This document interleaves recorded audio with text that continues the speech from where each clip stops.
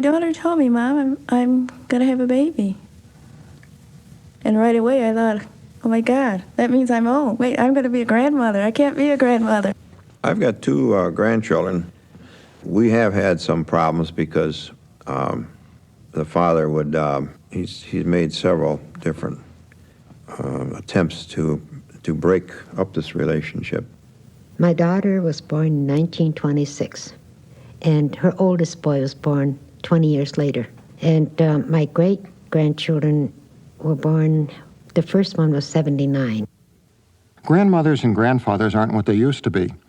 Not only are there more of them, but they're more independent and they're better off financially. And they're living so long that they could quite possibly spend half their lives being grandparents. In this program, we'll meet three grandparents whose stories reveal some of the new dimensions of grandparenting. The stories address three questions. When is it too young to be a grandparent? What is the impact of divorce on grandparents? And what are the effects of this century's great increase in length of life?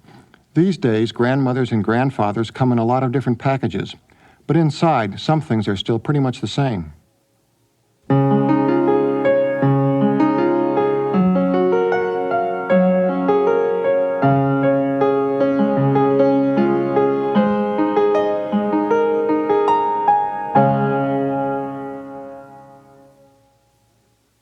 Linda Burton is a professor of human development. When she made a study of black grandmothers, she uncovered some remarkable individuals and a remarkable family tree. So, the youngest mother that you encountered was how old? 11. And the youngest grandmother? The youngest grandmother I encountered was 25. 25. And what was the largest family? That is, the family with the most living generations. The largest intergenerational family I worked with was 7 generations. And this family was really quite unique in that every female in this particular lineage had been a teen mother. And that's how one was able to find that many generations at one point in time. So the person at the top of the lineage was a great-great-great-great-grandmother. Precisely. Today, the typical family has 3 living generations. But people live longer than they did in the past, so the number of 4- and 5-generation families is on the rise. And families of 6 or 7 generations are not out of the question. What happens to the role of grandparents in families like these? A lot depends on when you become one. If it's in your 40s or 50s, society's timetable, the social clock, says you're right on time. Before that, you're probably too young. Professor Burton.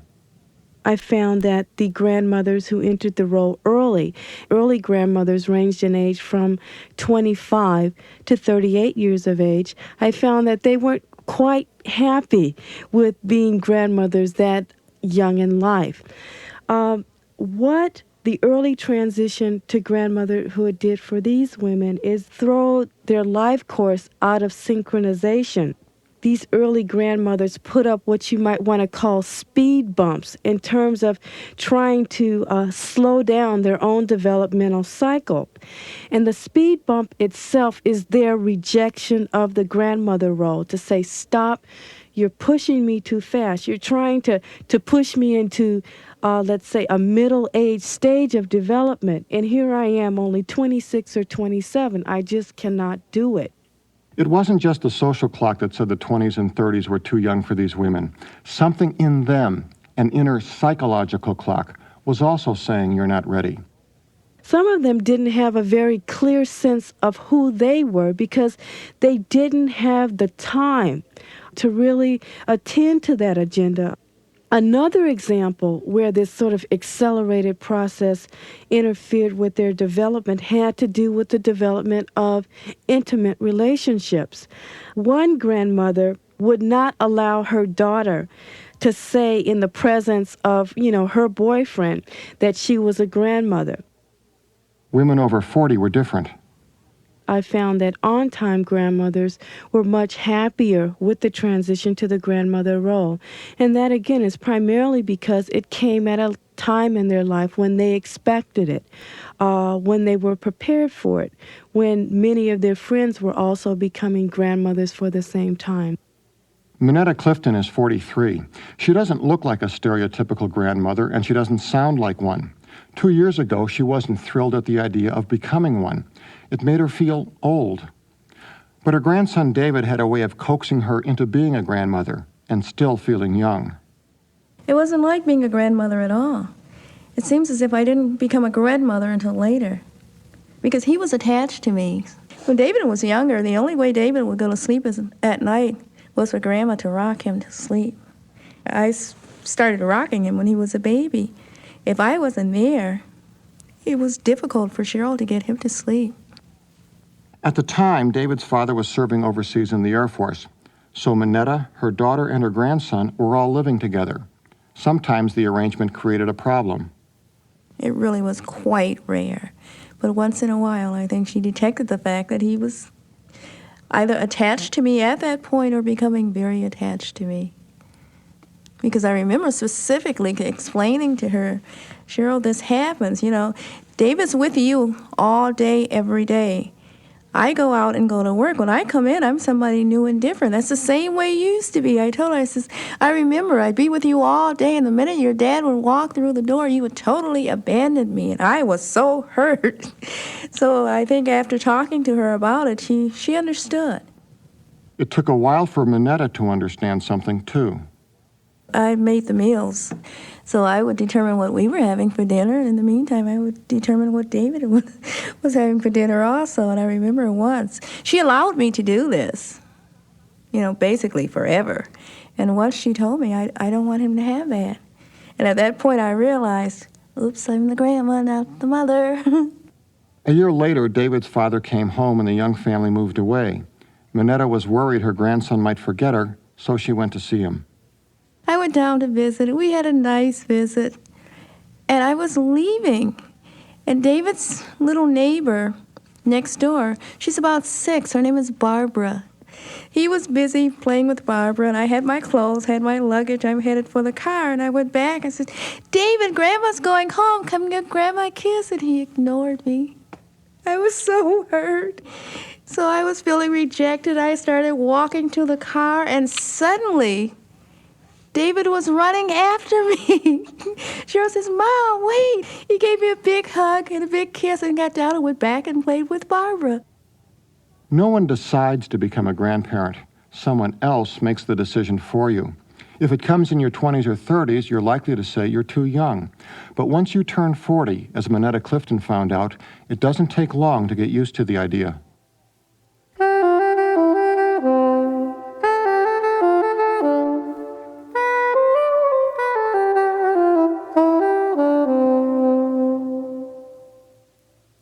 The 1960s and 70s saw a dramatic rise in divorce rates. How has divorce affected grandparenting? Here's a 64-year-old grandfather.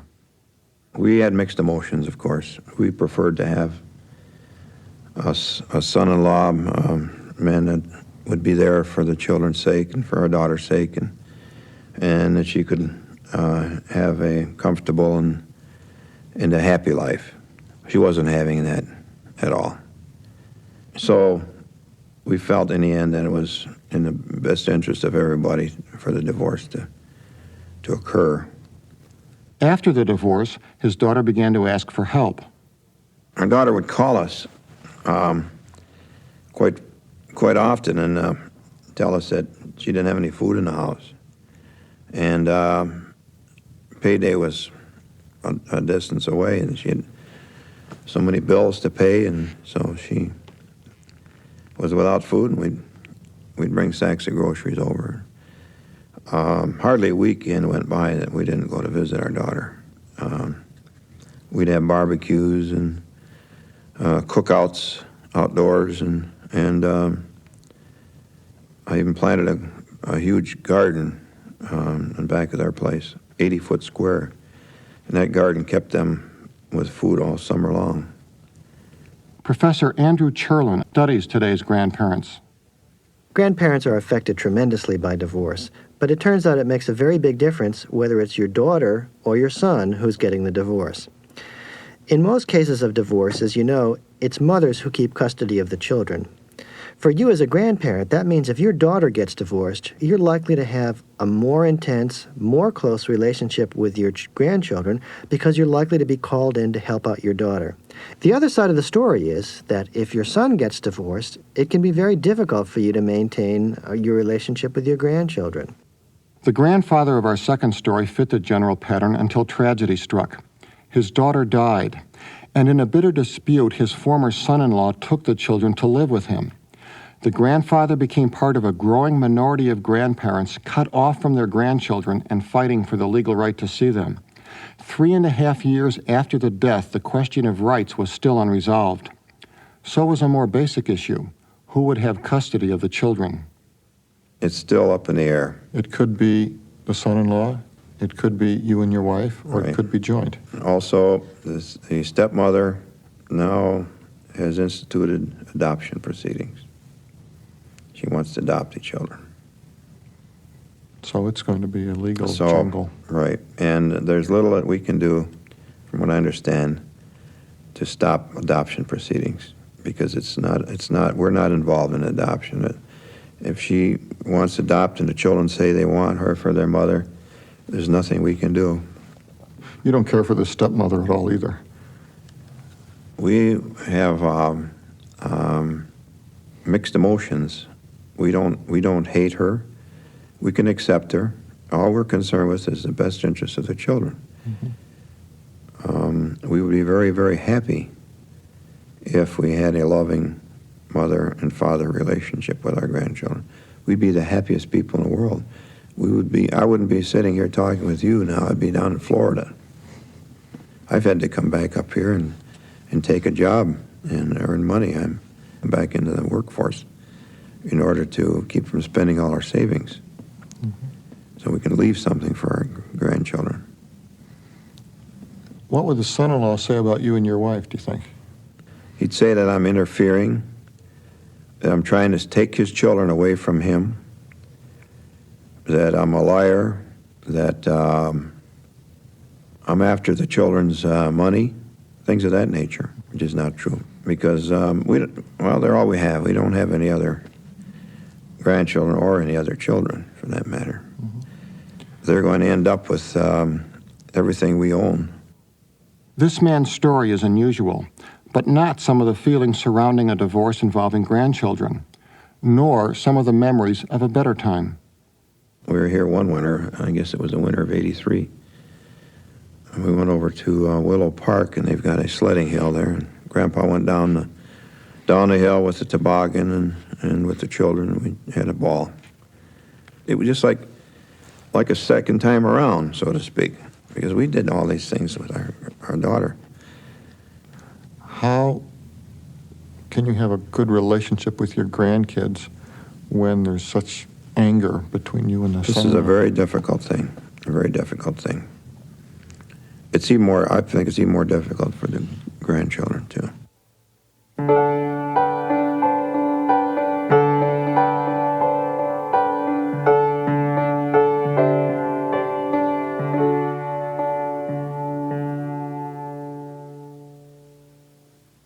Our third story concerns the tremendous increase in length of life. How has it affected grandparenting? Fran Moynihan is 80. She remembers a grandfather who was born in 1848 and who died in 1912 when she was just 6. He opened the Bible every single night, and he had a Bible that had the pictures. One side was the picture and the other side the story. And he would make me read that Bible. Not he, but I. Because he would say, now, what do you see in the picture? And you know, that stuck by me all my life. I still enjoy the Bible. And he was such a kind man, really. And I remember the night he died, he used to have a picture that played music. And I don't know which one of us all wound it. But that clock stopped when he died, and I cried. Not over Grandpa so much, but I couldn't hear the music anymore to go to sleep with, because he used to cuddle me up in his bed, and he'd say, you listen to music and you go to sleep. She also remembers an announcement her daughter made 40 years ago. Well, she ate her dinner, and she said, Mother, I got a big surprise for you. I said, what is it? And she said, well, I'm definitely sure now. I was waiting until I was definitely sure that I was pregnant. And I was elated. first grandchild, you know. Fran had 6 years of life with her grandfather, but she's already had 40 with her first grandchild. 40 years was possible in the past, but it was rare. Today it's much more common. How has the fact that we're living longer affected grandparenting? For one thing, most of us can now expect an entire career of grandparenting, like a career in work or marriage. Professor Cherlin has studied such careers, and he's identified 3 phases. The first, beginning with the birth of the grandchild, the second, when the grandchild reaches adolescence, and the third, when the grandchild becomes an adult. According to grandparents, the first phase is the best. I think the emotional investment is highest right away. I think grandparents are thrilled with the birth of grandchildren. They establish a close emotional bond to their grandchildren, and they invest a lot in the relationship right away. We asked our grandparents what the favorite age of their grandchildren was, and the most common answer was the preschool years. Little incident. It was about 3 years old when his mother used to stayed with me for a while because she was sickly or something. And the little one came with half a cup of coffee up to my bedroom, and he says, "Gamma, Coggy." He was so proud he could do it. And he didn't spill a drop. Did you follow his progress through school and things like that? Oh, yes. Oh, yes. Every time he brought a picture home. Mother didn't get it. Grandma did. Grandma had to have the picture. Can you remember his bar mitzvah? Oh, yes. A joyous day, really. 13 years old, read without a hitch. So, yeah, I can still see him standing up there shaking, but he came out with flying colors, and he says, "Grandma, was I all right?" And I said, "You were perfect." 13 is about the age when the second phase of grandparenting begins. When the grandchildren get a little bit older, there's really less for the grandparents to do. As children move into their teenage years, they need to establish independence from their parents, and they also need to establish a little bit of independence from their grandparents. What grandchildren do is provide indirect rewards for their grandparents. They provide accomplishments and achievements that their grandparents can take pride in. They provide love and companionship that their grandparents can enjoy. Senior prom and all that, very exciting. Just before the senior prom, he had a date for the prom with the girl. And he wasn't fond of the girl, and he didn't want to go, but she begged. She said, "Oh, come on, Larry, you're the best-looking guy. I've got to have a date." I said, "All right." The day before the prom, he came down with swollen glands. What is it now? Mumps? Que sera, sera. That's all he said. Didn't have to go. Did your grandson say anything special to you when he graduated from college? I made it, Grandma. I made it. Oh, I tell you, that was the greatest joy. That really was. The third phase of grandparenting begins when the grandchildren become adults. As grandchildren get into their 20s or 30s or certainly their 40s, they're reaching their peak years of income. They are now full adults. They are entering middle age themselves, whereas their grandparents are entering extreme old age. And at that point, the usual roles are likely to turn around, and it's the grandchild who's likely to provide more in the way of support to his or her elderly grandparent. He always came for dinner on Thursdays. And you know, I got to be a habit so that I look forward to Thursdays. And he'd walk in, and in the minute he walk in, he'd look at me and he says, "You got a problem." "I have?" "You sure have. Come on out with it. What's bothering you?" So see how close we are? It's really marvelous. And he'll sit there and he'll say, "Now, you're all old enough," he said. You've gone through with an awful lot. And he said, "You brought us up and we went through an awful lot with you. Why do a little thing like that bother you? Why? It'll go over." Her grandson was almost 40 when he made Fran happy in yet another way. It was right on after his birthday in February. He called up and he said, "I waited until I was real sure." But he said, "How would you like to be a great grandma?" And I said, "That'd be the best thing in the world." So he said, "Well, we're sure of it now." So, and he called from Florida. They were on a business trip. He said, "You're the first one I let know." And I said, "That's my boy." Longevity has brought phases to the life of grandparenting. In the childhood phase, the relationship is usually warm and close. When grandchildren become adolescents, it becomes more distant. We don't know as much about the adult phase, but it seems that adult grandchildren become closer once again to grandparents, and that the usual roles of grandparent and grandchild start to be reversed. Long life has also brought many of us a new role, great-grandparenting. When her grandson became a father, Fran Moynihan became a great-grandmother for the 4th time. She already knew that being a great-grandparent was different. You were a grandma, all right, but less so. The great-grandchildren are secondary, let's put it that way. The generation gap has a lot to do with it, I think. And also the way they were brought up. I mean, the way they are being brought up. You cannot correct them, Grandma. We don't spank our children. But these kids, you cannot control them, period. You just stand back and just let them go do what they want. When they get tired of it, they quit. And if they get out of line too far, if they step on my toes, I just walk away and just either read or crochet and not paying attention. Pretty soon the older one will come, Grandma, I'm sorry. So that's different from Oh, absolutely. Raising the grandchildren. What would you do with the grandchildren? Give you an example. I used to get those little paddles, with the ball that used to bounce, When they got older, they could play with it. Grandma didn't get that paddle for the ball. So I said, well, he didn't hurt you any, did it? No. We knew better than to cross you the next time. So your grandkids got the paddle once in a while, but the great-grandkids don't. No paddle. No way. No paddle, no love. No love. Exactly. Because that paddle represented love. Exactly. That's exactly it. And I tried to explain to them, if you do that again, Grandma's going to have to spank you. You wouldn't dare. I tell my daddy. So I stopped. Do you talk to your grandchildren about how to raise kids? No way. Oh, no. That's out. Great-grandparents are almost never, we think, involved in a hands-on way in their great-grandchildren's lives, for a couple of reasons. First of all, there are too many layers of family in between them and the great-grandchildren. Their grandparents and their parents, both of whom have a greater claim on helping the child and making decisions than does the great-grandparents. Secondly, you have to remember that most people, even today, don't become great-grandparents until they're very old.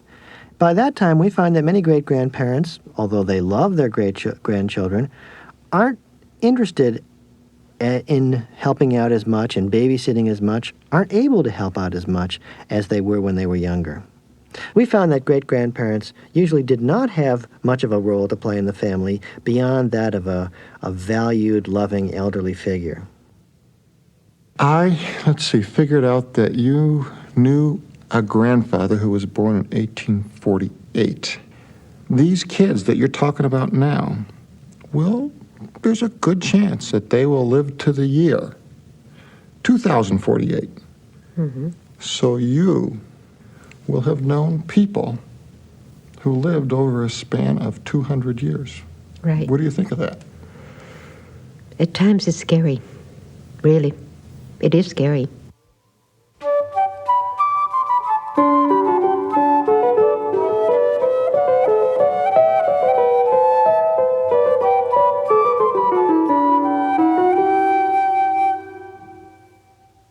Grandparents today come in many varieties, but is there anything they have in common? Let's look at what grandparents of all ages do, what they don't do, and what they're likely to do in the future. What do grandparents do? According to Professor Cherlin, you might not know until there's an emergency. They're kind of a family insurance policy. Grandparents stand in the background, ready to help out if there's some kind of family crisis, like a divorce or unemployment or a serious illness. And when there is a crisis like that, they step in and they offer a lot of help. What don't grandparents do? Or at least, what shouldn't they do? Interfering is the big word here. You're not supposed to get between child and parent. You're supposed to leave parenting to the parents. You're supposed to let parents discipline the children, and one of the one of the strongest feelings that everybody we talked to had was that they had to be careful not to interfere. They had to bite their tongue. They had to hold back. I think the norm of non-interference has gotten stronger because I think we're all more independent of each other than we used to be. And this means that for grandparents, they're trying to balance two very different wishes. One is a desire for autonomy, for independent living, and the other is a desire to still have a strong role in the family. And it's not easy to do both. And what will grandparents do in the future? If anything, I think grandparents' role in the family may increase in importance in the future, just because elderly people are doing so well economically.